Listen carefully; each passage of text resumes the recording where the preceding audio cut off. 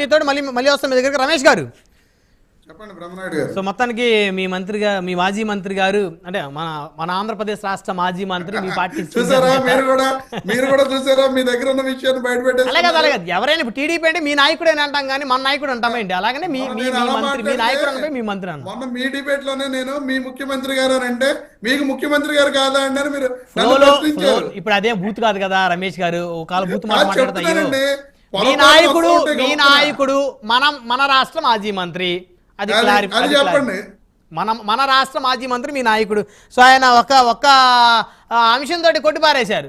నేను 89లో ఎమ్మెల్యేగా ఉన్నప్పుడు నాకు హైదరాబాద్లో స్థలం ఇచ్చారు, అది నేను అప్పుడే అమ్ముకున్నాను, ఇప్పుడు అది ఒక 50 రెట్లు పైగా పెరిగింది, కొన్ని కోట్ల రూపాయల స్థలం అయింది, నన్ను బెదిరించారని చెప్పేసి ఇప్పుడు నేను అడిగితే నా స్థలం ఇస్తారని అడుగుతున్నారు. 25 సంవత్సరాల క్రితం జరిగిన ఎపిసోడ్కి 5 సంవత్సరాల క్రితం జరిగిన ఎపిసోడ్కి ఎంత తేడా ఉంటుంది సార్?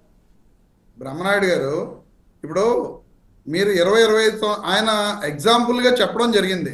ఇప్పుడు కేవీ రావు గారు నాకు గన్ పెట్టారు, లేకపోతే నన్ను బెదిరించి రాయించేసుకున్నారని చెప్పి చెబుతున్నారు కదండి.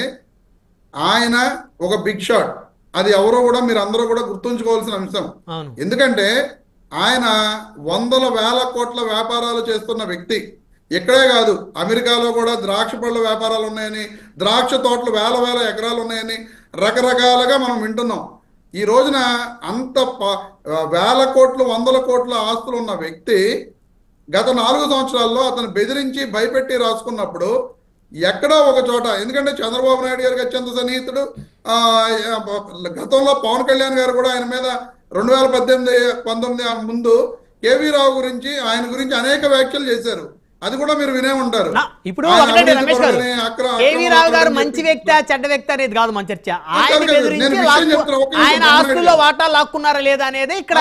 అదే దాని దగ్గరికి వస్తున్నాను నేను. అంటే ఆయన యొక్క నేచర్ ని పవన్ కళ్యాణ్ గారు ఆ రోజే చెప్పడం జరిగింది. అంటే చెడ్డ వ్యక్తి, ఆ రోజున చెడ్డగా ఉన్న వ్యక్తి ఈ రోజున మంచోడైపోయి పునీతుడైపోయి, నాకు జగన్మోహన్ రెడ్డి గారు నాకు గన్ పెట్టారు, లేకపోతే విక్రాంత్ రెడ్డి గారు నా చేత బలవంతంగా రాపించుకున్నారు, విజయసాయి రెడ్డి గారు ఫోన్ చేసి నువ్వు వెళ్ళి విక్రాంత్ రెడ్డిని కలువు అని చెప్పారు. ఇవన్నీ కూడా అతను చెప్తున్నా మా మాటలో నిజాలని చెప్పి మనం ఎలా నమ్ముతామండి? ఇంకొక విషయం బ్రహ్మనాయుడు గారు, ఇక్కడ ఇంకొక విషయం ఉంది క్లియర్ గా. కూటమి ప్రభుత్వం అధికారంలోకి వచ్చి ఎన్ని నెలలు అయిందండి? దగ్గర 6 నెలలు కావస్తాం. 6 నెలలు అవుతుంది. ఈ 6 నెలల్లో కాకినాడ సీపోర్ట్ ఇష్యూ, బియ్యం విషయం వచ్చే వరకు ఎప్పుడైనా ఎక్కడైనా మీరు కానీ నేను కానీ ఈ రాష్ట్ర ప్రజలు కానీ లేదా రాష్ట్ర ముఖ్యమంత్రి కానీ ఉప ముఖ్యమంత్రి గారు కానీ మిగతా మంత్రులు కానీ ఎమ్మెల్యేలు కానీ ఎవరైనా కేవీ రావు గారు ఇలా సీపోర్ట్ నా దగ్గర నుంచి లాగేసుకున్నారు అని ఈ 6 నెలల్లో ఎప్పుడు ఎందుకు కంప్లైంట్ పెట్టలేదండి? కాకినాడలో కేవలం పీడిఎస్ రైస్ విషయం వ్యవహారం వచ్చిన తర్వాత, సీజ్ ద షిప్ అన్న తర్వాత పోర్టును కూడా మనం సీజ్ చేసేయచ్చు, ఏ రకంగా మనం దీనికి కదలాలి, కుట్ర ఎలా చేయాలి అనేది ఆలోచించారు. ఈ రోజున ఆలోచించి దాన్ని ఎలా నెపం నెట్టాలో మా మీద నెట్టుతున్నారు. సరే, నిజాలు అనేవి ప్రజలు తేల్చుకుంటారు. న్యాయస్థానాలు కూడా అందరికీ అవకాశాలు ఉంటాయి. న్యాయస్థానాలకు వెళ్తారు, ఆ న్యాయస్థానాల్లో కోర్టులు ఏం చెప్తే చూద్దాం, భవిష్యత్తులో కోర్టులు ఏం చెప్తే అదే కదా ఫైనల్ డెసిషన్ అనేది. కానీ ఈ రోజున వాళ్ళకి ఉండే ఏకైక అవకాశం ఏంటంటే కక్ష సాధింపు చర్యల్లో భాగంగా ఏదో ఒక కేసు కట్టి మా నాయకుల్ని జైళ్లకు పంపించడం వాళ్ళు చేయగలరు తప్ప అంతకు మించి వాళ్ళు చేయగలిగింది ఏమీ లేదు. ఈ కేసులో ఏమంటే ఈ రకంగా కార్పొరేట్ వ్యవహారాల్లో జరిగిన వ్యవహారాలని రేపొద్దున ఇంకొకటి వచ్చి ఇంకో 4 ఏళ్ల తర్వాత రేపొద్దున ఇదే కేవీ రావు గారికి ఇప్పుడు పోర్టు మళ్ళీ చంద్రబాబు నాయుడు గారు పవన్ కళ్యాణ్ గారు ఇప్పిస్తారండి. ఏది ఇలా కేసులు పెట్టాం, ఇంకోటి పెట్టాం, వీళ్ళు భయపడిపోయి చంద్రబాబు నాయుడు గారితో ఎవరో అరవిందో సత్యేంద్రారెడ్డి గారు వెళ్ళి రాజీ చేసుకుని ఏదో చేశారని అనుకుందాం కొంచెంసేపు. రేపొద్దున మళ్ళీ జగన్మోహన్ రెడ్డి గారు ప్రభుత్వం వచ్చిన తర్వాత నన్ను ఆ రోజున చంద్రబాబు నాయుడు గారు పవన్ కళ్యాణ్ గారు బెదిరించబట్టి నేను ఈ రోజున ఇలా చేయవలసి వచ్చింది, నా పోర్టు నాకు ఇప్పించండి అని మళ్ళీ ఆయన చెప్తే రేపొద్దున ఏం చేయాలంటారు బ్రహ్మనాయుడు గారు? అదే వ్యాలిడ్ పాయింటే మీరు అన్నది. మీరు రైజ్ చేసిన దాన్ని నేనేం కొట్టిపారేను. అంటే ఇవన్నీ కూడా పరస్పర అంగీకారంతో చట్టబద్ధంగా జరగాల్సినటువంటి అంశాలు. ఎస్, ఇప్పుడు నిజంగా కేవీ రావు గారికి ఆ రోజున ఇష్టం లేనప్పుడు మీలాంటి సామాన్యుడో నాలాంటి సామాన్యుడో లేకపోతే రఫీ గారు లాంటి సామాన్యుడో, మరి ఆయన పెద్ద ఆయన అనుకుంటా, రఫీ గారు పెద్ద వ్యక్తి అనుకుంటానండి, బాజీ గారు లాంటి సామాన్యుడో మనం ఇబ్బంది పడతాం. బాబు నన్ను భయపడతాం, బాబు నా మీద గన్ పెట్టారు, లేకపోతే నా మీద కేసులు కడతా అన్నారు, లేకపోతే రకరకాలుగా నన్ను ఇబ్బంది పెడతా అన్నారు అని చెప్పి మనం భయపడి లొంగిపోతాం. కానీ ఒక కేవీ రావు గారు లాంటి పెద్ద వ్యక్తి నన్ను గన్ పెట్టారు, లేకపోతే విక్రాంత్ రెడ్డి గారు పిలిచారు, సాయి రెడ్డి గారు ఫోన్ చేశారు, నేను భయపడిపోయి వాళ్ళకి అప్పచెప్పేశాను అంటూ అనేది ఎంతవరకు న్యాయం లేకపోతే నిజం అనేది సరే. ఇప్పుడు అది విచారణ తేలుతుంది. ఇంకొక అంశం అండి, ఇక్కడ కొందరు అధికారుల పాత్ర ఉన్నట్టు సమాచారం ఉందని మంత్రి నాదెండ్ల మనోహర్ గారు అన్నారు. ఇందాక అమ్మటి రాంబాబు గారు ఏమన్నారు, ఇంత జరుగుతూ ఉంటే, రవాణా జరుగుతూ ఉంటే, అంటే పీడిఎస్ రైస్ అక్రమంగా పోర్ట్లోకి వెళ్తుంటే మీరేం చేస్తారని అన్నారు. సో ఇప్పుడు దానికి కౌంటర్గా ఏదైతే మంత్రి నాదెండ్ల మనోహర్ గారు ఉన్నారు, పౌర సరఫరా శాఖ మంత్రి, ఆయన ఏమన్నారు, కొందరు అధికారుల పాత్ర ఉన్నట్టు సమాచారం ఉంది అన్నారు. అంటే అక్కడ అధికారుల సహకారం లేకపోతే అక్రమ రవాణా ఆ రైస్ అనేది అక్కడికి పోయే అవకాశం ఉండదు, ఆ చెక్ పోస్టులు దాటుకొని. అదే మంత్రి గారు కూడా రైజ్ చేశారు. బ్రహ్మనాయుడు గారు, అసలు ఈ రోజున ఏ పనైనా సరే, ఇప్పుడు అరవిందో రెడ్డి గారు రాయించుకున్నా, లేకపోతే ఈ పీడిఎస్ రైస్ జరిగినా, లేకపోతే ఇంకోటి ఏదో జరిగినా, ప్రతి చోట అధికారి పాత్ర లేకుండా జరగదు.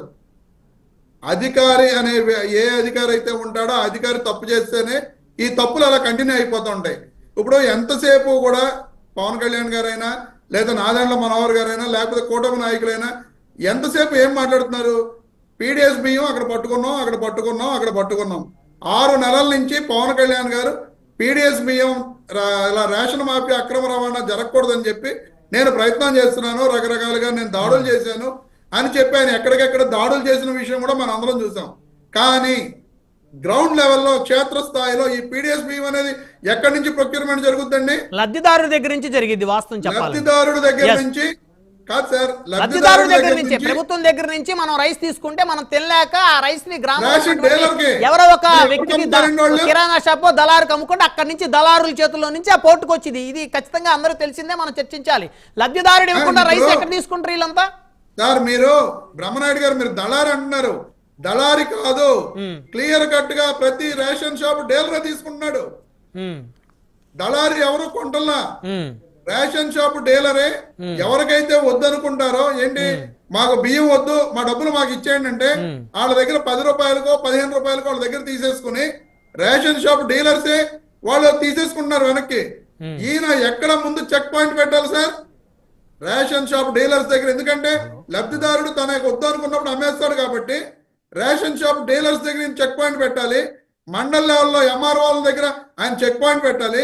ఎంఆర్ఓల మీద ఆయన ఇన్సిస్ట్ చేయాలి.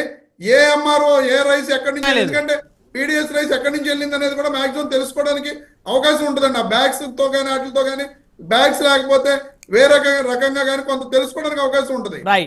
ఆ రకంగా ఆ లోకల్లో ఎక్కడ ఏ మండలం నుంచి వచ్చింది అనేది తెలుసుకుని, పెద్ద చైన్ ప్రాసెస్ అండి. లబ్ధిదారుడి దగ్గర నుంచి ఎలాగా పోర్టుకి ఎలా వెళ్తుంది అనేది పెద్ద ఎత్తున విచారణ జరిగితే గానీ బయటికి రావాల్సినటువంటి అంశం. ఇది చాలా పెద్ద చైన్ ప్రాసెస్. ఇప్పుడు దీంట్లో ఒక మండల రెవెన్యూ ఆఫీసర్స్, లేకపోతే సివిల్ సప్లైస్ వాళ్ళు, లేకపోతే లోకల్ రేషన్ షాప్ చెక్ పోస్టులు ఉన్నాయి, ప్రతి ఊర్లో చెక్ పోస్టులు ఉన్నాయి, ప్రతి మండల కేంద్రంలో చెక్ పోస్టులు ఉంటాయి. ఆ చెక్ పోస్టులు దాటుకొని ఏ విధంగా వస్తాయి అవన్నీ కూడా చాలా చాలా జరగాలి. నేషనల్ హైవే మీద ఎన్ని చెక్ పోస్టులు ఉంటున్నాయి, ఎంతమంది అధికారులు తనిఖీలు చేయట్లేదు? ట్రాఫిక్ వాళ్ళు తనిఖీ చేస్తారు, బ్రేక్ ఇన్స్పెక్టర్లు తనిఖీ చేస్తారు. ఆ రైస్ అందులో ఏం సరుకుంది, ఆ లారీలకి పర్మిషన్లు ఉన్నాయా లేవా, లైసెన్స్ ఉందా లేదా, డ్రైవరు తాగి ఉన్నాడా, నార్మల్గా ఉన్నాడా, ఎన్ని బోలెడు జరుగుతాయి. అన్ని దాటుకొని వస్తుందంటే వ్యవస్థలోనే ఎంతో అవినీతి ఉంది. వ్యవస్థనే కుళ్ళిపోయి ఉంది దాన్ని మళ్ళీ క్లీన్ చేయాలి. వ్యవస్థని సెట్ చేద్దాం అనుకున్నప్పుడు వీళ్ళు సెట్ చేయాల్సింది ఏ లెవెల్ అండి? గ్రౌండ్ లెవెల్లో సెట్. రమేష్ గారు మళ్ళీ వస్తారు. అదే గత 5 ఏళ్ళు సెట్ చేయలేదు, అంత ముందు సెట్ చేయలేదు. ఇది ఒకళ్ళ తప్పు కాదు. 6 నెలల్లో వీళ్ళేం చేయలేరు. 10 సంవత్సరాల నుంచి 20 సంవత్సరాల నుంచి ఈ అవినీతి అంతా కూడా కోరలు దాచుకొని వస్తా ఉంది. ఇది ఇప్పుడు 6 నెలల్లో చేసేది కాదు, సమయం లేదు. బాజీ గారు.